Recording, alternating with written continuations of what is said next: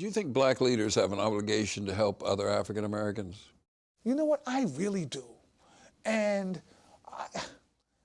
I thought everybody assumed that we were on the same team. I just think of this like football, right? So you're on my team, so we're all trying to score the touchdown. And because you were black, I assumed you were on my team. And I hate to tell you how old I was before I found out that not everybody thinks like this. I mean, I was probably in my early 40s, and I was talking to family members, and one of them asked me, "Why do you do this?" I said, "Well, I do this to help our people." Yeah. They said, "Why?" I said, "What do you mean, why? You don't feel any need?" They were like, "No." And I was stunned. I'm like, "You don't feel anything?" And I'm like, "No, I don't." What? I go out, I work, I do. I said, "But you don't feel like you have to." And so then I thought, well, I'm assuming this, and it's not true. But do I believe it's true? The answer to that is yes.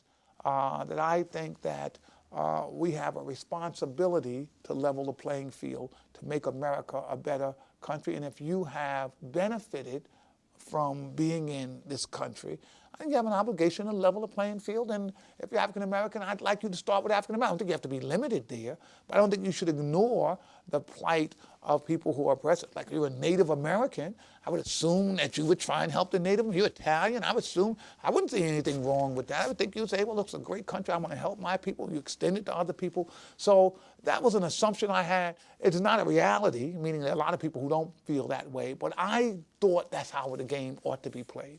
But if the obligation exists, is there a point where the obligation ends? Yeah.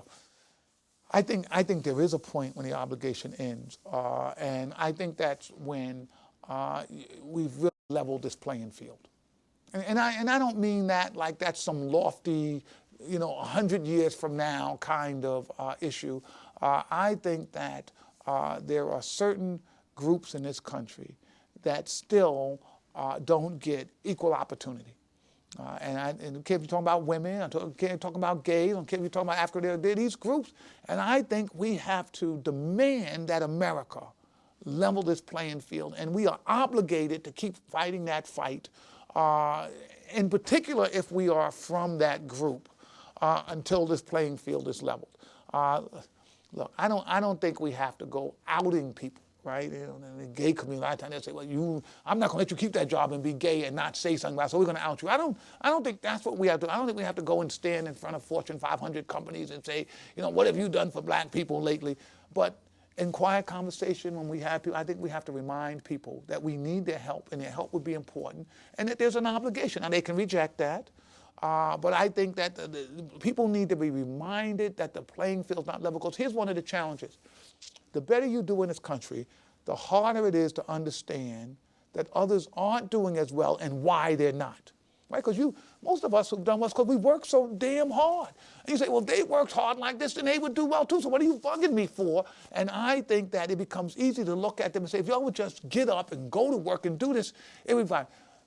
You get your kids and your family in that same environment, and then say the same thing, and it's a problem.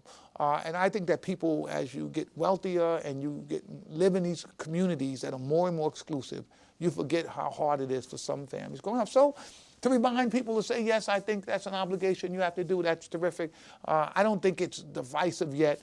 There's a lot of things I thought wouldn't happen in my lifetime. I would love to think that there's a point before I die that I say, all right, black people, it's over, right? We've done that. Now everybody go do your own American thing, because this is one America. And I do think other countries feel like that. I do think when people consider it their children, I was over in Norway, and they were Norwegian children, and they were concerned about Norwegian children. And when I looked at Norwegian children, they looked like Norwegian children, but people were concerned about that.